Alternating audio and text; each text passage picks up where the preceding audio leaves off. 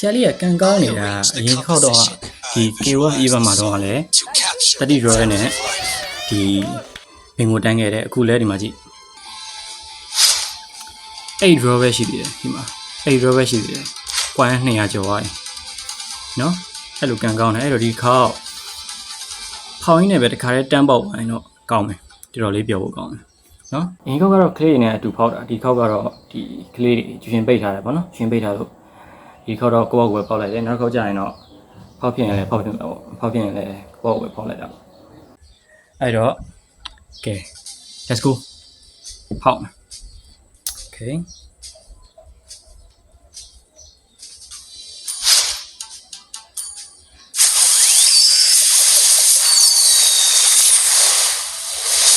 brother ရကန်ကောင်းလို့ဆိုတော့9 draw ပဲရတယ်9ခုပဲရတယ် okay 4 draw ထပ်ဆွဲရမယ်ပြီးရနဲ့10 draw တွေဆွဲပါမယ်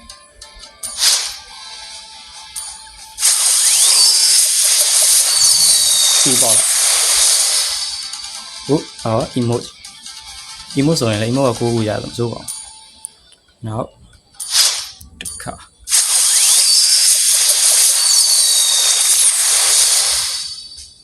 9ခုနည်းနည်းတော့ယော့သွားပြီပြီးတာ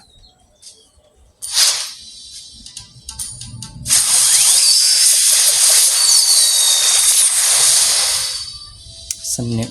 နေရမစိုး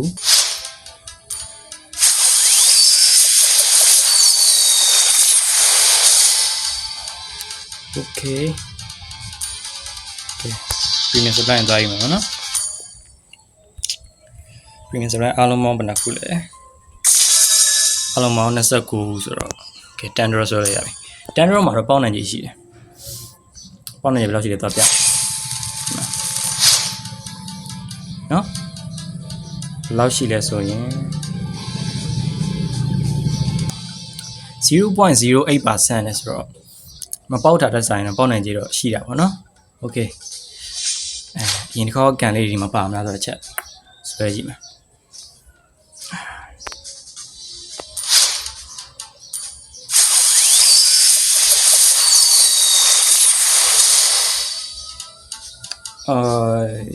ဒါမှမှာပဲဘာမှမသိဘူးโอเค350ရရှိပါပြီအဲ့တော့10 draw ဒီတော့10 draw မှာဒီအစင်မပြေရင်တော့1 draw ချင်းစီဆွဲရတော့မယ်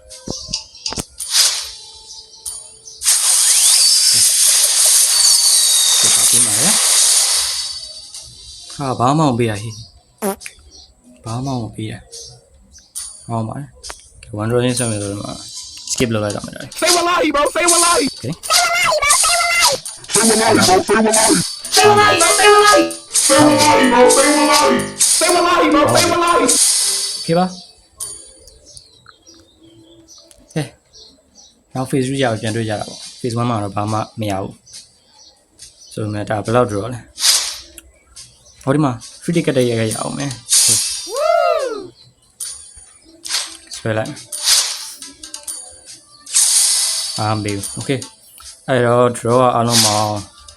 43 draw မှာဒါနော်495ခုဆိုတော့ဆိုတော့900ပြေကန်နောက် Facebook မှာပဲပြန်တွေ့ကြတာဒီမှာဆိုရင်တော့ဘာရီယာမလို့တခြားမသိသေးဘူး။ဘာမှမမှန်ခဲ့တာဘူး။ဒါပါ